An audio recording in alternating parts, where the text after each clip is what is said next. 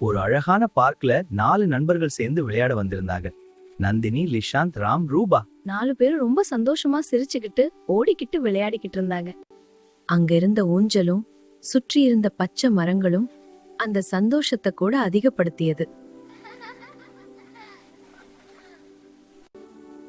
நந்தினியும் லிஷாந்தும் ராமும் ரூபாவும் சேர்ந்து ஒருவரை ஒருவர் சிரிக்க வைத்துக் கொண்டே விளையாடினார்கள். ஆனா ஒரு சின்ன விஷயத்துக்காக நந்தினிக்கு திடீர்னு கோபம் வந்துச்சு. லிஷாந்த் அவளிடம் எதையோ சொல்லி சமாதானப்படுத்த முயற்சி செய்தான். ராமும் ரூபாவும் பக்கத்தில் நின்று அதை கவனித்துக் கொண்டிருந்தார்கள். ஆனா அந்த நேரத்தில் கோபம் அதிகமா இருந்ததால் நந்தினி தன்னை கட்டுப்படுத்த முடியல. அவள் லிஷாந்தை தள்ளிட்டாள். எதிர்பாராத விதமாக லிஷாந்த் சமநிலையை இழந்து கீழே விழுந்தான். ரூபாவும் அதை பார்த்து பயந்து போய் அமைதியாக நின்றாள்.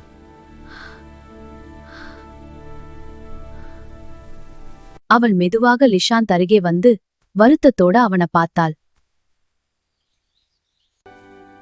மன்னிச்சிடு லிஷாந்த். பரவாயில்ல நந்தினி. அதை கேட்டதும் ராமுக்கும் ரூபாவுக்கும் நிம்மதி வந்தது. சிறிது நேரத்திலேயே நந்தினி, லிஷாந்த், ராம், ரூபா எல்லாரும் சந்தோஷமா விளையாடலாம். அதுவும் அந்த ஸ்லைடு பக்கத்துல போய் விளையாடலாம். அந்த நாள் அவர்களுக்கு ஒரு நல்ல பாடம் கற்றுக் கொடுத்தது. கோபம் வந்தாலும் அதை கட்டுப்படுத்தணும் என்பதையே.